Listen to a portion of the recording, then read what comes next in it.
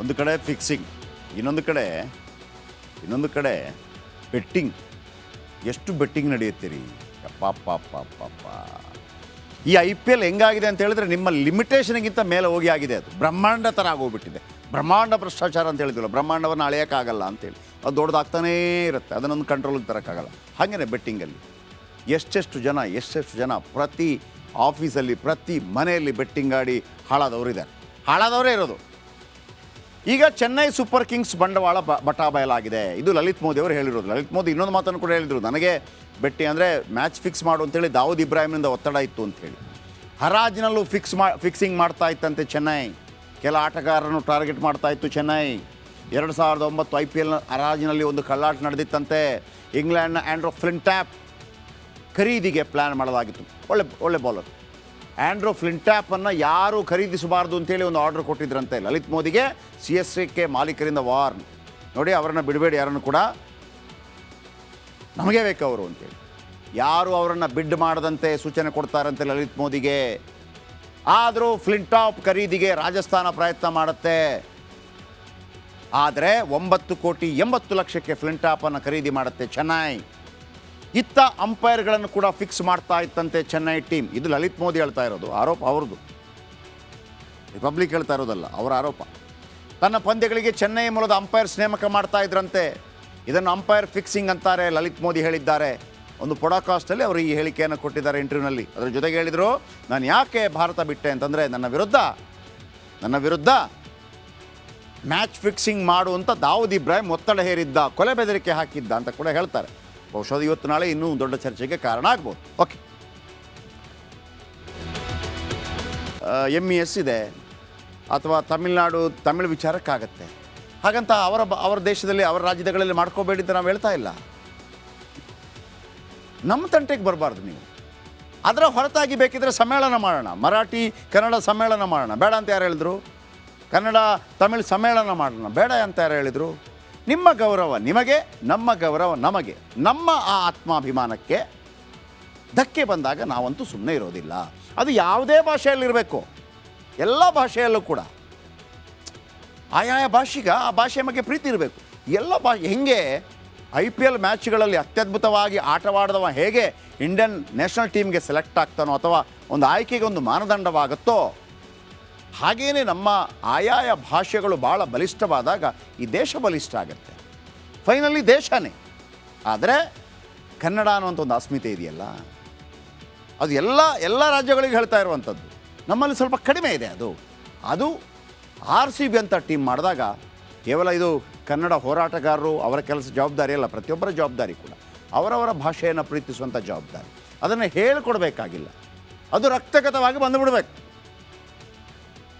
ಅಲ್ವಾ? ಎಸ್ ಅಲ್ಲ ರೀ, RCB ಅಂತ ಅಭಿಮಾನಿಗಳು ವಿಶ್ವದಲ್ಲಿ ಸಿಗ್ತಾರೇನ್ರಿ? 17 ಬಾರಿ ಸೋತ ನಂತರ ಕೂಡ ಈ ಬಾರಿ ಕಪ್ ನಮ್ಮದೇ, ಆ ಟೈಟ್ಲ್ ಎಷ್ಟು ಫೇಮಸ್ ಆಗಿಬಿಡ್ತು ಅಲ್ವಾ? ಸೊ ಯಾವತ್ತೂ ಕೂಡ ಬಿಟ್ಟು ಕೊಟ್ಟಿಲ್ಲ. ಹೀಗಿರುವಾಗ ನೀವು ಅರ್ಥ ಮಾಡ್ಕೋಬೇಕು, RCB ಕರ್ನಾಟಕದ ಟೀಮ್, ಬೆಂಗಳೂರು ಟೀಮ್, ಕನ್ನಡದ ಪೇಜ್ ಫಸ್ಟ್ ಬರಬೇಕಾಗಿತ್ತು, ಆಮೇಲೆ ಇಂಗ್ಲೀಷು, ಆಮೇಲೆ ನೀವು ಆಯ್ತಪ್ಪ 2-3 ಮಾಡಿ ಕನ್ನಡ ಫಸ್ಟ್, ಕನ್ನಡ ಅಥವಾ ಯಾವುದಾದ್ರೂ ಒಂದು ಫಸ್ಟು ಪೋಸ್ಟ್ ಯಾವುದಾದ್ರೂ ಹಾಕೋದಿದ್ರೆ ಕನ್ನಡದಲ್ಲಿ. ಇಲ್ಲಿ ಬೇರೆ ಭಾಷೆ ವಿರೋಧಿಗಳು ಖಂಡಿತ ಕನ್ನಡಿಗರಲ್ಲ, ಆದರೆ ನಮ್ಮ ಭಾಷೆಯನ್ನೇ ನೀವು ಈ ಥರ. ಆಮೇಲೆ ಈ ಹಿಂದೆಲ್ಲ ಬಂದಿತ್ತಪ್ಪ, ನೀವು ಪಾರ್ಟಿ ಬಿಟ್ಟಾಕಿ ಸರ್. ಈ ಹಿಂದೆ ಇದೇ ಉತ್ತರ ಪ್ರದೇಶದ ಮುಖ್ಯಮಂತ್ರಿ ಹೇಳಿದ್ರು, ಹಿಂದಿ ಕಲಿತ್ರೆ ನಮ್ಮ ಭಾಗದಲ್ಲೆಲ್ಲ ನಿಮ್ಗೆ ಕೆಲಸ ಸಿಗುತ್ತೆ ಅಂತೇಳಿ. ಅಲ್ಲಿಂದ ಪಾನಿಪುರಿ ಮಾರ್ಕೊಂಡು ಇಲ್ಲಿಗೆ ಬರ್ತಾರೆ. ನಾನು ಅದನ್ನು ಇದು ಮಾಡ್ತಾ ಇಲ್ಲ, ಏನು ಅವಹೇಳನ ಮಾಡ್ತಾ ಇರೋದಲ್ಲ. ದಕ್ಷಿಣ ಭಾರತದ ರಾಜ್ಯಗಳೇ ಶ್ರೀಮಂತ ರಾಜ್ಯಗಳು, ಹಾಗಂತ ನಮಗೇನು ಕೊಂಬೇನಿಲ್ಲ ನಮಗೆ. ಆದರೆ ನಮ್ಮನ್ನು ಈ ಥರ ನೀವು ಅವಹೇಳನ ಮಾಡ್ಕೊಂಡು ಮಾಡಿದರೆ ಬಿಡ್ತೀವಾ?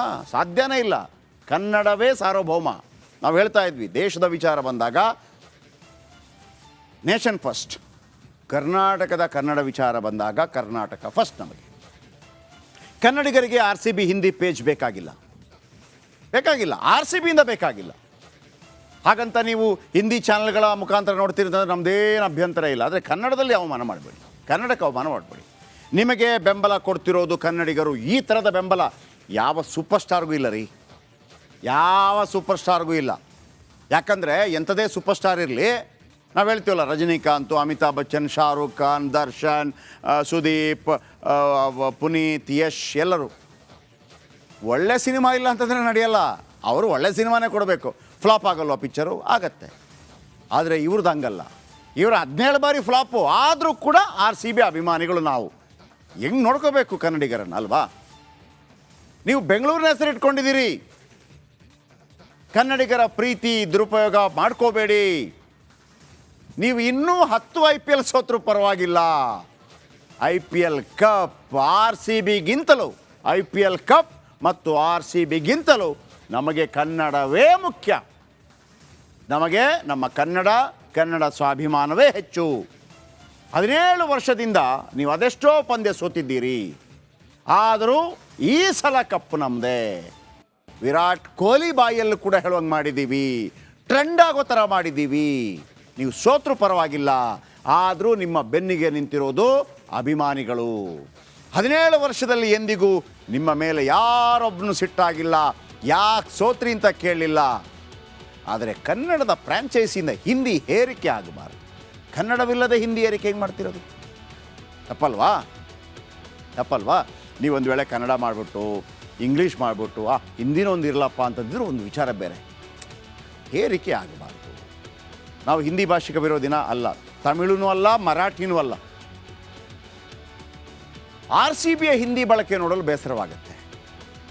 RCB ಕನ್ನಡ ಮತ್ತು ಇಂಗ್ಲೀಷ್ಗೆ ಆದ್ಯತೆ ನೀಡಿದರೆ ಸಾಕು, ಕರ್ನಾಟಕಕ್ಕೂ ಹಿಂದಿ ಭಾಷೆಗೂ ಏನು ಸಂಬಂಧ ಅಂಥೇಳಿ ಕನ್ನಡ ಹೋರಾಟಗಾರರು ಇವತ್ತು ಟ್ವಿಟರ್ ಮೂಲಕ ಬೇರೆ ಬೇರೆ ರೀತಿಯಲ್ಲಿ ಪ್ರಶ್ನೆಗಳನ್ನು ಮಾಡ್ತಾಯಿದ್ರು. RCBಗೆ ಚಳಿ ಬಿಡಿಸ್ತಾ ಇದ್ದಾರೆ ಕನ್ನಡಿಗರು ಎಲ್ಲ ಕಡೆ. ನೋಡಿ ವೀಕ್ಷಕರೇ, ನಾವು ಯಾವುದೇ ಭಾಷೆ ವಿರೋಧಿಗಳಲ್ಲ. ಈಗ MES ಇದೆ ಅಥವಾ ತಮಿಳು ವಿಚಾರಕ್ಕಾಗತ್ತೆ. ಹಾಗಂತ ಅವರ ದೇಶದಲ್ಲಿ, ಅವರ ರಾಜ್ಯಗಳಲ್ಲಿ ಮಾಡ್ಕೋಬೇಡಿ ಅಂತ ನಾವು ಹೇಳ್ತಾ ಇಲ್ಲ. ನಮ್ಮ ತಂಟೆಗೆ ಬರಬಾರ್ದು ನೀವು. ಅದರ ಹೊರತಾಗಿ ಬೇಕಿದ್ರೆ ಸಮ್ಮೇಳನ ಮಾಡೋಣ, ಮರಾಠಿ ಕನ್ನಡ ಸಮ್ಮೇಳನ ಮಾಡೋಣ. ಬೇಡ ಅಂತ ಯಾರು ಹೇಳಿದ್ರು? ಕನ್ನಡ ತಮಿಳು ಸಮ್ಮೇಳನ ಮಾಡೋಣ, ಬೇಡ ಅಂತ ಯಾರು ಹೇಳಿದರು? ನಿಮ್ಮ ಗೌರವ ನಿಮಗೆ, ನಮ್ಮ ಗೌರವ ನಮಗೆ. ನಮ್ಮ ಆ ಆತ್ಮಾಭಿಮಾನಕ್ಕೆ ಧಕ್ಕೆ ಬಂದಾಗ ನಾವಂತೂ ಸುಮ್ಮನೆ ಇರೋದಿಲ್ಲ. ಅದು ಯಾವುದೇ ಭಾಷೆಯಲ್ಲಿರಬೇಕು, ಎಲ್ಲ ಭಾಷೆಯಲ್ಲೂ ಕೂಡ ಆಯಾಯ ಭಾಷೆಗೆ ಆ ಭಾಷೆಯ ಬಗ್ಗೆ ಪ್ರೀತಿ ಇರಬೇಕು.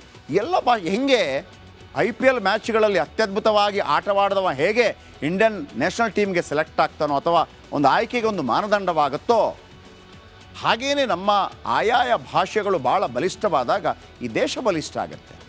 ಫೈನಲಿ ದೇಶನೇ. ಆದರೆ ಕನ್ನಡ ಅನ್ನುವಂಥ ಒಂದು ಅಸ್ಮಿತೆ ಇದೆಯಲ್ಲ, ಅದು ಎಲ್ಲ ರಾಜ್ಯಗಳಿಗೆ ಹೇಳ್ತಾ ಇರುವಂಥದ್ದು. ನಮ್ಮಲ್ಲಿ ಸ್ವಲ್ಪ ಕಡಿಮೆ ಇದೆ. ಅದು RCB ಅಂತ ಟೀಮ್ ಮಾಡಿದಾಗ ಕೇವಲ ಇದು ಕನ್ನಡ ಹೋರಾಟಗಾರರು ಅವರ ಕೆಲಸ ಜವಾಬ್ದಾರಿ ಅಲ್ಲ, ಪ್ರತಿಯೊಬ್ಬರ ಜವಾಬ್ದಾರಿ ಕೂಡ ಅವರವರ ಭಾಷೆಯನ್ನು ಪ್ರೀತಿಸುವಂಥ ಜವಾಬ್ದಾರಿ. ಅದನ್ನು ಹೇಳಿಕೊಡ್ಬೇಕಾಗಿಲ್ಲ, ಅದು ರಕ್ತಗತವಾಗಿ ಬಂದುಬಿಡ್ಬೇಕು ಅಲ್ವಾ? ಎಸ್.